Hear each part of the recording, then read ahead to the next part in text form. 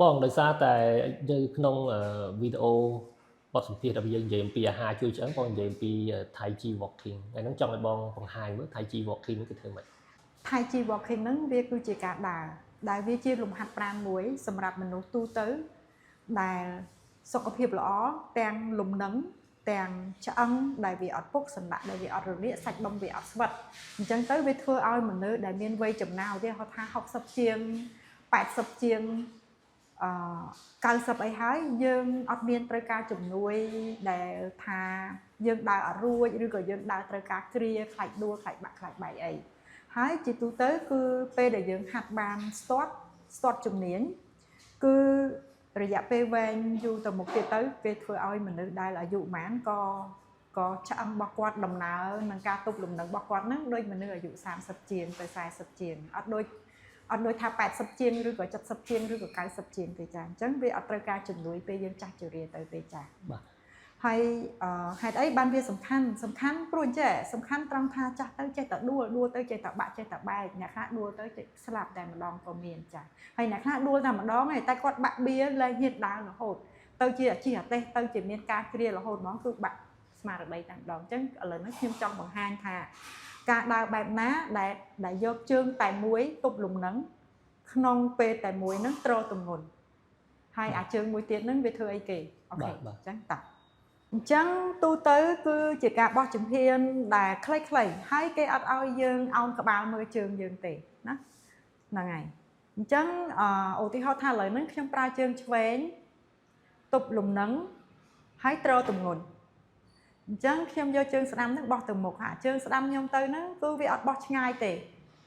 ហើយដងខ្លួនរបស់ខ្ញុំហ្នឹងអត់ទៅតាមអាជើង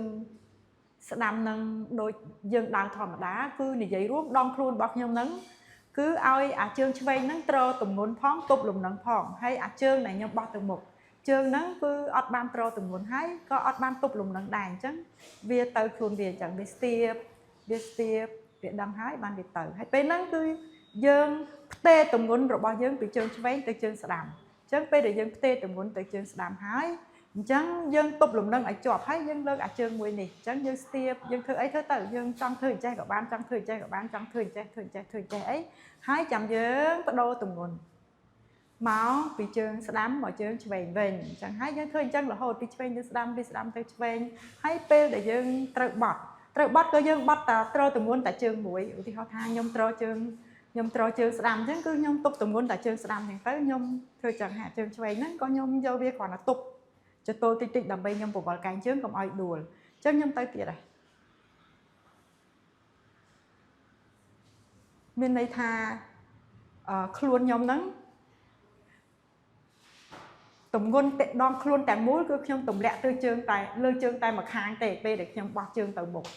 អញ្ចឹងអ្នកដែលដើរហាត់ប្រាណរាល់ថ្ងៃហ្នឹងដែលខ្ញុំគិតថាដើរទៅអត់សូវល្អហ្នឹងវាមិនបាច់ខ្លះកាន់តែដើរកាន់តែចាស់ហ្នឹងអាចស្រួលខ្លួនមែនក៏ប៉ុន្តែគ្រឿងក្នុងយើងវាអត់សូវល្អអញ្ចឹងមកពីពួកគេពេលគេដើរគឺគេបោះជំហានទៅមុខគឺខ្លួនគេទៅដែរអញ្ចឹងពេលដែលខ្លួនគេទៅដែរអាជើងមួយហ្នឹងដែលទៅបោះទៅមិញហ្នឹងវាអត់ទាន់មានលំនឹងផងទៅប្រើវាឲ្យត្រទម្ងន់អញ្ចឹងណាអញ្ចឹងអាហ្នឹងគឺជាការដើរមួយយើងដើរធម្មតាហ្នឹងក៏គួរកុំដើរអញ្ចឹងដែរពេលដែលយើងហាត់ទៅគឺអ្នកដែលដើរហ្នឹងគឺគេទប់លំនឹងហើយនឹងទម្ងន់ហ្នឹងតែជើងមួយទេអាជើងដែលបោះទីតាំងជាប់ហ្នឹងទេចំណែកអាជើងដែលបោះទៅមុខហ្នឹងគេអត់ទាន់ឲ្យវាត្រទម្ងន់ភ្លាមហើយក៏អត់ឲ្យវាទប់លំនឹងភ្លាមដែរអញ្ចឹងឲ្យវាទៅមុខចឹងអញ្ចឹងបើសិនតែយើងឈរជើងមួយហ្នឹងអាជើងនេះទៅណាក៏បានអាហ្នឹងគឺអាហ្នឹងគេហៅ Thai Chi Walking គឺជាការដើរដើម្បីទប់ឲ្យឆ្អឹងយើងល្អរឹងមាំហើយមិនចេះដួលឆ្អឹងរឹងមាំហើយមិនដួលគឺមានន័យថាប្រសើរមែនតើពីព្រោះឆ្អឹងរឹងប៉ុណ្ណាក៏ដោយតែអត់មានលំនឹងដួលដូចគ្នាហើយបាក់ដូចគ្នាណាហើយជួនកាលអត់បាក់ឆ្អឹងទេប៉ុន្តែបែកក្បាលណាជួនកាលទៅបាក់កដៃអត់បាក់ជើងទេអូខេហើយដៃឥឡូវសួរដៃម្ដងឥឡូវដៃធ្វើម៉េចដៃហ្នឹងយើងចង់ធ្វើម៉េចក៏បានដែរណាយើងចង់យកវាដាក់កន្លែងនេះណាបើសិនជាជើងឆ្វេងទប់លំនឹងយើងអាចយកដៃហ្នឹងមកទប់ដើម្បីធ្វើម៉េចឲ្យច្បាស់ថាដងខ្លួនយើងនេះអាកន្លែងចង្កេះយើងនេះវានៅឈរត្រង់អញ្ចឹងយើងអាដៃយើងហ្នឹងយើងទប់វាអញ្ចឹងទៅហើយអានេះទៅមុខទៅអូខេហើយនៅពេលដែលយើងបដូរទម្ងន់យើងបដូរដៃមកដែរណាហើយបើយើងអត់ចង់ យើងធ្វើអញ្ចឹងក៏បានដែរធ្វើអញ្ចឹងក៏នៅតែចង្កេះយើងនៅតែលើជើងមួយដែរអត់ឲ្យអាទម្ងន់នឹងចំកណ្ដាលទេអត់ឲ្យអាទម្ងន់នឹងធ្លាក់ចំកណ្ដាលជើងទាំងពីរឬក៏ធ្លាក់ទៅលើជើងមុខទេអញ្ចឹងអាហ្នឹងយើងដឹងដៃយើងនឹងចាប់ចង្កេះជាប់ហើយជួនកាលយើងអាចដាក់ចេះក៏បាន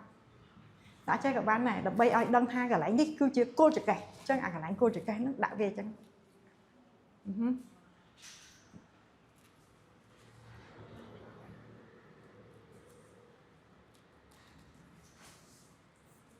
ចឹងទៅអូខេដល់ពេលយូរទៅយើងដើរគឺខ្លួនយើងហ្នឹងនៅត្រចឹងហើយអាជើងទៅមុខហ្នឹងទោះជាញាប់ប៉ុណ្ណាក៏នៅតែចឹងទោះជាញាប់ប៉ុណ្ណាក៏នៅតែចឹងក៏នៅតែត្រង់ខ្លួនហើយនៅតែទម្ងន់ហ្នឹងធ្លាក់លើជើងតែមួយចុះបងអាការដែលដងដើរដែលថាជួយឆ្អឹងហ្នឹងតើយើងធ្វើយឺតហើយអាទម្ងន់ត្រទៅលើជើងនៅម្ខាងអញ្ចឹងវាអត់ធ្វើឲ្យដាក់សម្ពាធលើជើងឬក៏លើចង្កេះអីទេបងវាមិនធ្វើឲ្យយើងខូចសន្លាក់ខូចឆ្អឹងទេផ្ទុយទៅវិញវាធ្វើឲ្យឆ្អឹងហ្នឹងណាវាត្រទម្ងន់បានល្អគឺវាកាន់តែមាំបើអត់ត្រទម្ងន់ខ្លួនឯងតាមម្នាក់ឯងអញ្ចឹងណាគឺឆ្អឹងហ្នឹងណាវាអត់សូវមាំទេអញ្ចឹងពេល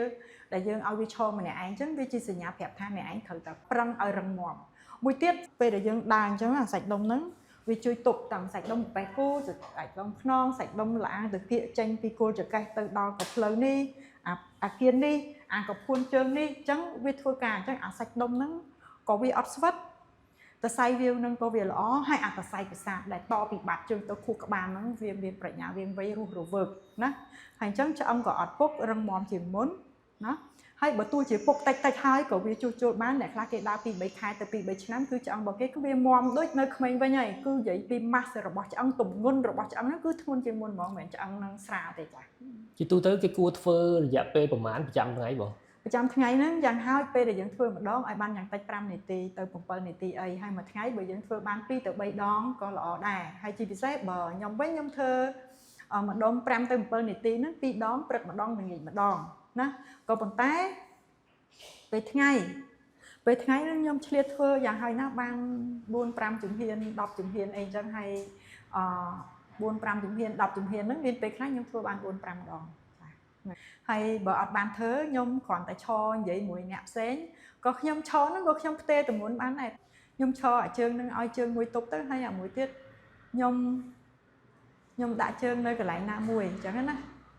អញ្ចឹងអាហ្នឹងក៏ខ្ញុំឲ្យជើងនឹងត្រទម្ងន់ម្នាក់ឯងហើយទប់លំនឹងម្នាក់ឯងដែរក៏ប៉ុន្តែខ្ញុំសុំហាមមួយ